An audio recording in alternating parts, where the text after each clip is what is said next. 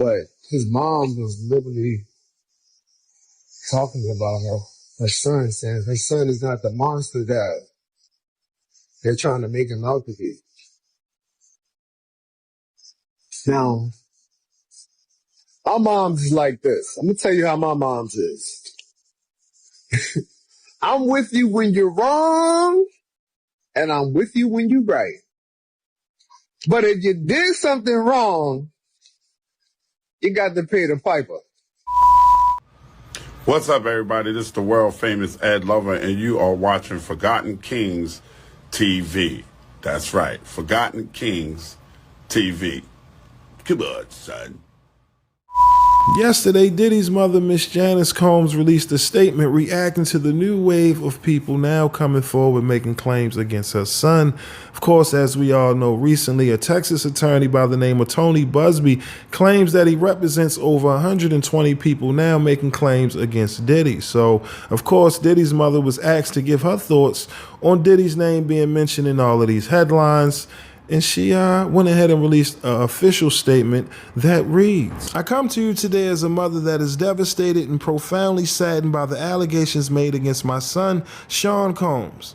It is heartbreaking to see my son judged not for the truth, but for a narrative created out of lies. To bear witness what seems to be like a public lynching of my son before he has had the opportunity to prove his innocence is a pain too unbearable to put into words. Like every human being, my son deserves to have his day in court, to finally share his side and to prove his innocence. I am not here to portray my son as perfect because he is not. He has made mistakes in his past, as we all have. My son may not have been entirely truthful about certain things, such as denying he has ever gotten violent with an ex-girlfriend when the hotel surveillance show otherwise. Sometimes the truth and a lie become so closely intertwined that it becomes terrifying to admit one part of the story, especially when that truth is outside the norm or is too complicated to be believed. This is why I believe my son's civil legal team opted to settle the ex-girlfriend's lawsuit instead of contesting it until the end, resulting in a ricochet effect as the federal government used this decision against my son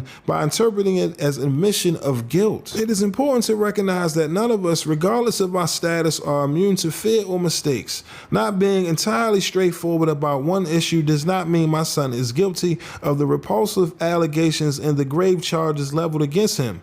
Many individuals who were wrongfully convicted and later exonerated had their freedoms taken from them not because they were guilty of the crimes they were accused of, but because they didn't fix the image of what the society considers to be a good person.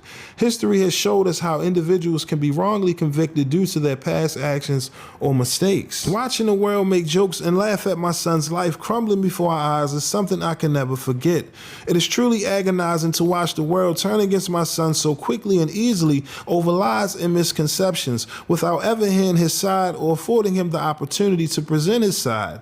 These lies thrown at him are motivated by those seeking a financial gain and not justice. These individuals saw how quickly my son's civil legal team settled his ex-girlfriend's lawsuit, so they believe they can receive a quick payday by falsely accusing my son. False allegations of sexual assault thwart true victims of sexual violence from getting the justice they deserve. To make matters worse, the government is now using these lies to prosecute my son. This injustice has been unbearable for our family. The worst part of this ordeal is watching my beloved son be stripped of his dignity, not for what he did, but for what people choose to believe about him. I ask his supporters, fans, colleagues, friends, and the public to not judge him before you've had the chance to hear his side. I beg you to think about those who have been wrongfully persecuted, to remember that not everyone who has made mistakes in life deserves to have their entire existence judged by a single action or a few mistakes. My son is not the monster they have painted him to be, and he deserves the chance to tell his side. I can only pray that I am alive to see him speak his truth and be vindicated. All right, now again, that was Diddy's mother, Miss Janice Combs, releasing a statement reacting to the 120 accusers now stepping forward, making claims against her son. As you can see in her statement, she just wants the public to allow her son to have his day in court. As they say, innocent until proven guilty. And of course, recently, now that's being reported over 12,000 calls being made into the Sean Diddy Combs hotline. It just lets you know how crazy this, these lawsuits are getting, right? And of course, recently, former NBA player Stephon Marbury, he took to IG Live to give his thoughts on, Diddy and the controversy with all of these lawsuits. And he also went ahead and react to Diddy's mother defending her son against these allegations as well. So y'all know how we do, man. Let's check out this clip and hear what Stephon Marbury has to say. Again, before I leave, make sure to leave your thoughts and comments down on, all of this controversy down in the comment section below. Again, we now have Diddy's mother, releasing a statement defending her son. Do you think she's wrong for defending her son, considering so many people are, staying quiet about, their affiliation with Diddy, considering we've seen so many people in the industry partying with Puffy? It's just, something to see now that so many celebs are choosing to stay quiet. I just want to know, what are your thoughts on his mother now stepping out to defend her son against all of these allegations? And also, what are your thoughts on Stephon Marbury, speaking on it as well? Do you think he's valid in giving his take, considering that, so many people have been pictured partying with Puff? And, a lot of people are preferring to choose, the political route. And then you got Stephon and others who are just, finding ways to react, to give their take, because, again, certain people don't want to be exposed, right? It's already being said that more names will be revealed. So I expect more celebrities to eventually clear their name, as they would say. But again, leave your thoughts and comments down in the comment section below. But listen, man, that's all I got for y'all today. My name is SenseiRip. Till next time. Peace. Reading about it, talking about, so then that's all of what's going on. I figured I'd chime in on it. Cause people asking me like I know. I'm like, yeah, I know Puff when I was younger. I played for Bad Boy and Ruck Up Hard. I went to the party and he was like, yo, y'all, you and Allen Iverson, why don't y'all buy some bottles? I bought 6 bottles. If he broke, he don't got no money. What are you talking about? Chuck was like, I can't wait to get paid. This nigga what he is. He did something, so now, we got to follow up. But his mom was literally talking about her son, saying her son is not the monster that they're trying to make him out to be. Now, our mom's is like this. I'm going to tell you how my mom's is. I'm with you when you're wrong, and I'm with you when you're right.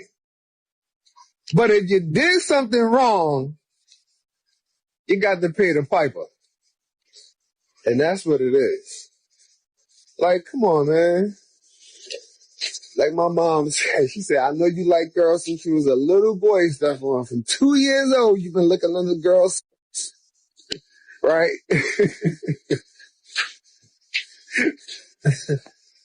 So, what I'm saying is nowhere in this world you don't know what your son doing. You gotta know what your son doing. Like, this ain't nothing new. From ass to parties to all of the stuff that your son doing did. Like, this ain't no secret. Everybody know this. Girl, it ain't the first time he kicked a woman in her face on the floor in her ass. That ain't the first time that happened. I'm sure that ain't the first time. That didn't look like the first time that you give out an ass. I mean, it's not. He a professional at that. From what I saw. It's crazy. It's crazy. It's wild. So you trying to tell me that, and I'm not trying to be funny, I'm just saying, like, from what's being seen, your son was with somebody in a girl ass, in her ass, kicking her in the face, in her head. Okay, so what kind of dude are we supposed to look at him as? Huh? What kind of dude? I'm just saying what I see. That's it. I'm not talking about nothing else. I mean, I know delusion.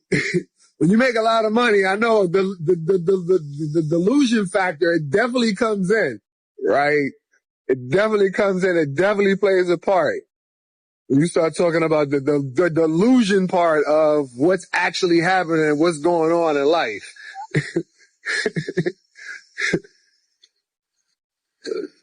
Come on, man. For real? Really? Are we really believing this? Are we hearing this? Are we really seeing this? Nah, this can't be real. This can't be right.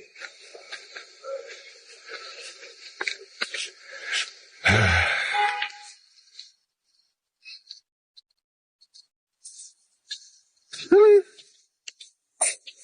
Really? You got to tell them no. You got to tell them no. You got to tell them no. You got to tell them no.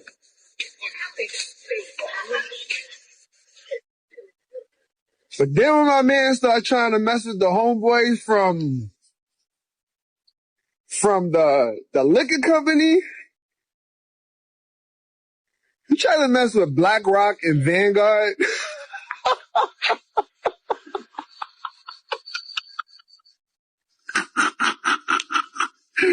Yo, what were you thinking? What were you thinking? You tried to go against Vanguard and BlackRock? Really? Oh my God. What are we doing? What are we doing? What are we doing? Who are you?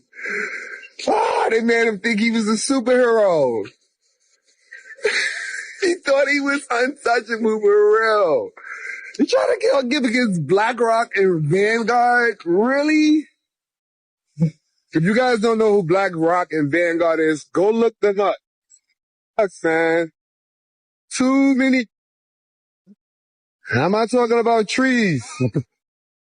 Played yourself. What's wrong with you? Numb? Come on, man. Trying to mess with the army? Oh my God. Tried to go up against the army. Really? How did that go for you? Yeah. The delusion of making money. $1 billion is not a lot of money, people. It keeps going. The numbers go up. It's infinite. It doesn't stop. You would think people make $1 billion and then it's like, that's it. I'm not going to do nothing else. They go even harder to make more money. It's crazy. It never stops. Y'all know the MREC room etiquette? Peace, you now tuned in to MREC TV.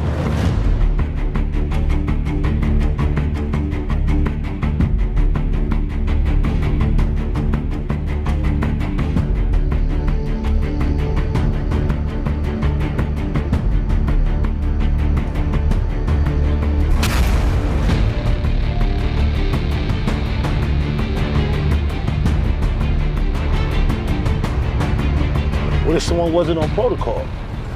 There are consequences.